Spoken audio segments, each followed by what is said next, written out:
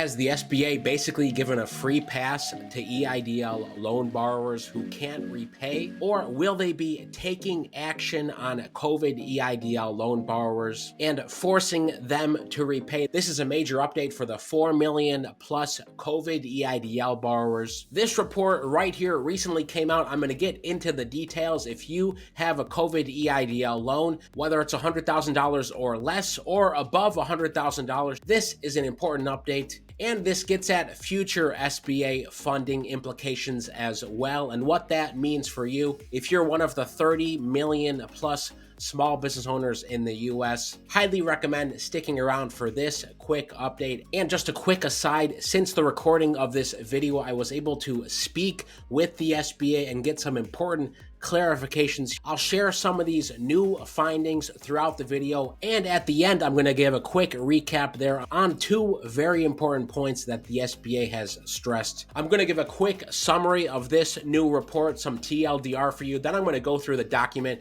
point out what I think is important for you to know, and at the end I'm going to give my conclusion and key takeaways for you to keep in mind. Again, whether you have a COVID EIDL loan or not, let's dive right in. As always, thanks so much for subscribing, turning on alerts, and if you are looking for financing or grants and you want to make your applications stand out, you can do two things. First, apply for our monthly grants. We give out $1,000 grants every single month. helloskip.com/1K or the link in the description. And two, use our AI to basically write all your grant and financing applications. It'll save you hours and set you apart from a lot of other applicants. That's also on the Skip dashboard. Here is the memo that came out on September 29th. This is in response to the policy decision earlier this year where the SBA said basically they are not going to pursue collections for folks who received $100,000 or less in an EIDL loan, basically saying, hey,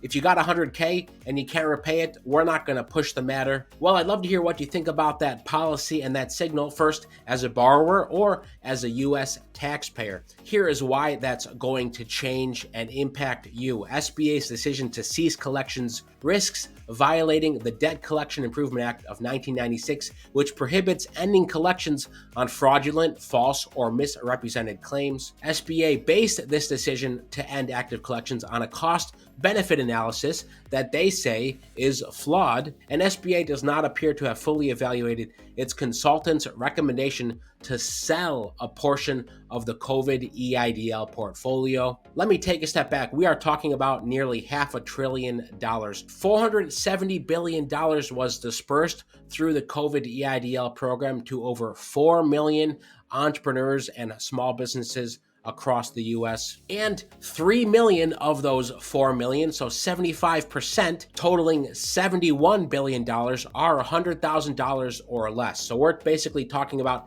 75% of the folks who receive some of this funding. If they can't repay, the SBA had been saying, we're not going to come after you. It's not worth us trying to recoup some of that $71 billion.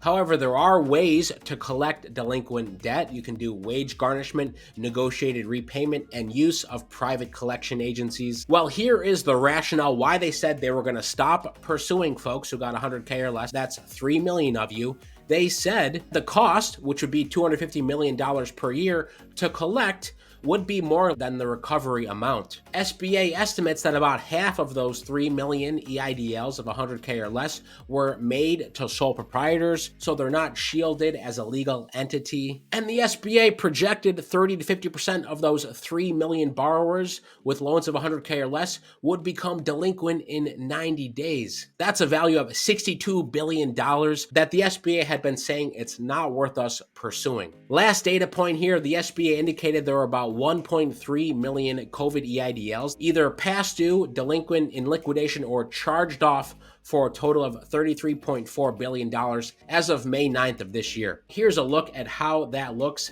EIDL loans of 100K or less. Did you receive an EIDL loan, and was it above or below this 100K number? Would love to hear in the comments. The last point here before I get into the recommendations that are going to affect you, the SBA said that they would not be able to recover delinquent funding in a substantial way. They used old loan from the SBA Express loan program, where nearly all of those folks were sole proprietors and only $65,000 was recovered. The criticism from the Office of Inspector General, which put together this report, says that's an apples oranges comparison, and it's perhaps likely they could recover much more. So here are the recommendations. The SBA has already agreed with some of them. Recommendation number 1, perform a cost-benefit analysis to assess whether collection costs exceed recovery amounts. Recommendation 2, reevaluate and amend as appropriate the April 27th decision to end active collections that is based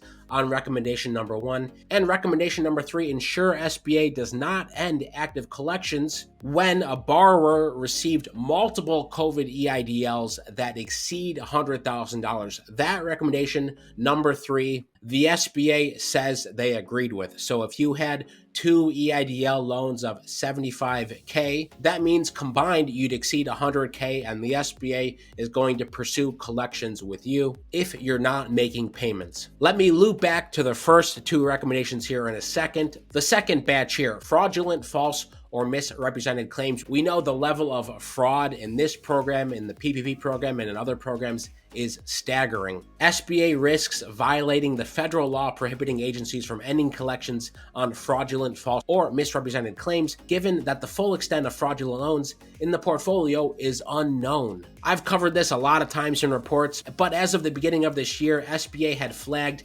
500,000 COVID EIDL loans with loan balances of 100K or less, totaling $11.2 billion as potentially fraudulent. That's a very broad term, but that is still a high number.